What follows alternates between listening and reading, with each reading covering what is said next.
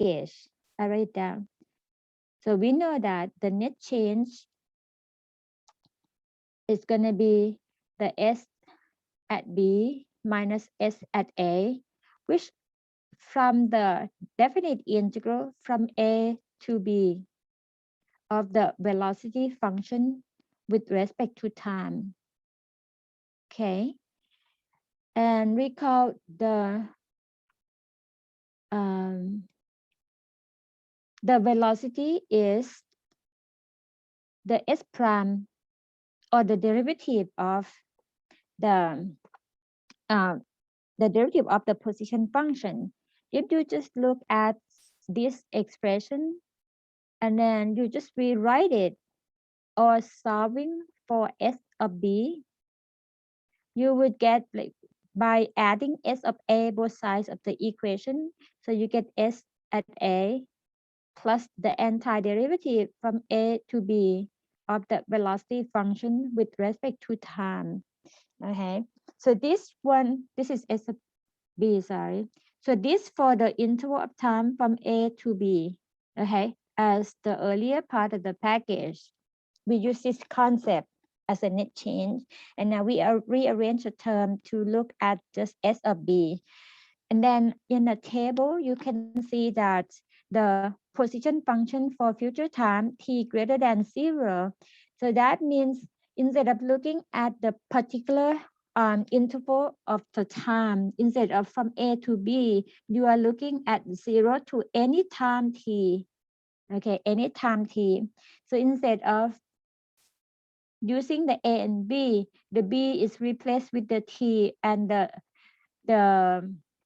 A is replaced with the number 0. Lower limit instead of the A is going to be 0. The upper limit instead of B is BT. Okay, and then leave the unknown variable as the open-end variable X. So now we have the formula to obtain the position function. As we know the S of 0, what is S at 0? S at 0 is the initial position. So I'm going to put the note here. S at 0 equals initial position or the position at the point of time 0. And then the same formula can be applied to the next level of the derivative. So as you see the S position function, the V is the derivative of the S. If you go up to one more round of the derivative, instead of the S, you do the V. So this one change to V, and then the inside here or the integrand gonna be the derivative of the V, which is the A. Okay, just like extend it more to have like more formulas to work on based on the previous concept. All right. So for the example, the problem asks you to find the position and velocity of an object moving along a straight line. It's called rectilinear motion with a given acceleration the given acceleration, initial velocity, and initial position. When you see the key term initial, that means when t equals 0. Initial velocity is going to be v at 0, and initial position will be s at 0 as the mathematical notation or the expression you see below here. The acceleration, the given one is in the form of 20 divided by the quantity t plus 2 squared. So then when we are going to find the position, I'm going to put a note here for the position or s of t. To find it, going to be s at t equals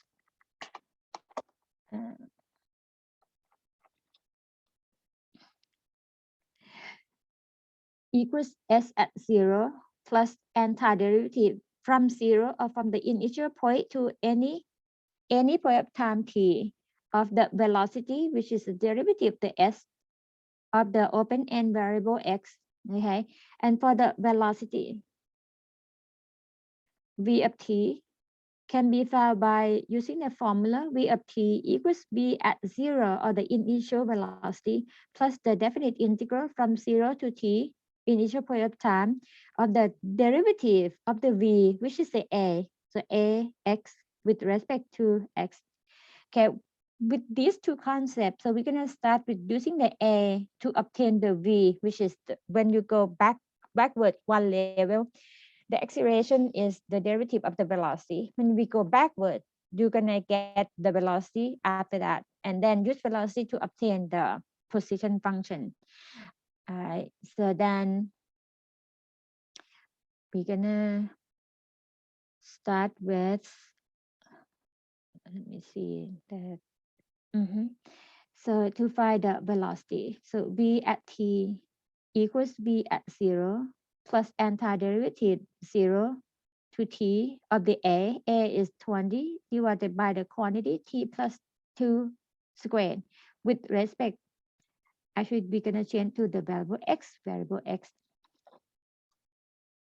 Okay, and then what we have as a v at 0, this is 20 plus the quantity 20 I consider as the coefficient. Just take it out of the way and then work on the antiderivative from 0 to t of 1 over x plus 2 squared. I'm going to rewrite it as the power negative second with respect to x, just for our convenience when we look at it, so we know right away um, what would be the let me go back here, the antiderivative rule that we have to apply. So keep working on this. So 20 plus 20 as a coefficient, the antiderivative of x plus 2 quantity negative second to the power negative second is going to be, use the power rule, put the note as the antiderivative of the quantity to the power n with respect to x gonna be the quantity to n plus 1 divided by m plus 1. Okay, so what we have here gonna be the quantity x plus 2 to the power negative first over negative first, and then divided by the derivative of x plus 2, which is 1. I put this way is a quick way of using the chain rule. Okay, and put the bar to replace the lower limit as x equals 0 and upper limit at x equals t. And after that, you replace everything in to obtain 20 here and negative side here together with the 20 outside, just for our convenience. Power negative first, that means the reciprocal. So we have 1 over t plus 2 after we substitute with the upper limit, and then subtracted by 1 over 0 plus 2, which is 1/2. So we get the velocity function as of this form. All right. And then the next part, so I'm gonna copy what we have as a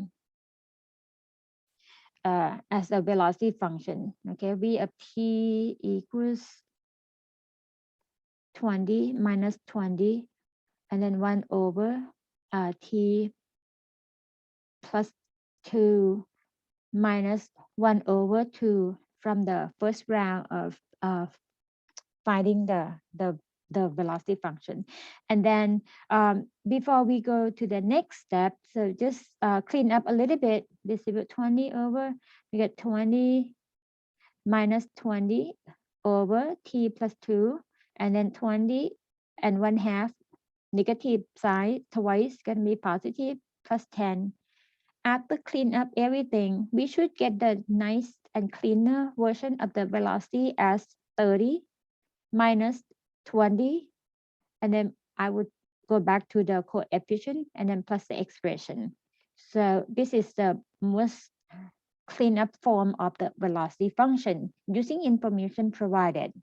And then we can keep going by finding the displacement. So next time we're gonna find the s of t. And to find s of t, use the formula as similar to what we did to find the velocity. So s of t equals s at 0, or the initial position, plus the antiderivative from the initial point of time to any point of time of the velocity function with the open-end variable x with respect to x. Okay, so we call it the dummy variable x because we don't want to repeat the t, otherwise it's gonna get mixed up when we find the antiderivative. So the next part, substitute the value s as 0 provided to be 10. So put 10 here, plus the antiderivative from 0 to t. The v that we just got, we just replace it in there. Instead of the t, we replace it with the x. So we get 30 minus 20 multiplied by 1 over x plus 2. And then with respect to x. And then clean up the problem. So the antiderivative of 30 with respect to x, we get 30x. And then the next part, subtracted by 20, antiderivative of 1 over x plus 2, we get the natural log absolute value of x plus 2. For this portion, that results from the antiderivative. This is a definite integral. We put the bar in the back. The lower limit x equals 0, upper limit x equals t. Replace it as we normally do. So 30 times t minus 20 multiplied by natural log absolute value of t plus 2. And then subtracted by another round of substituting by 0 for the x. So 30 times 0 going to be 0 minus 20 times natural log of x plus 2 or 0 plus 2. That is just the natural log of 2. And then that would give us 10 plus 30t minus 20 natural log absolute value of t plus 2, and negative side become positive side. So plus 20 times natural log 2 as the function for the position for this provided information for this problem. Okay, so now we get the velocity function and we get the position function as desired.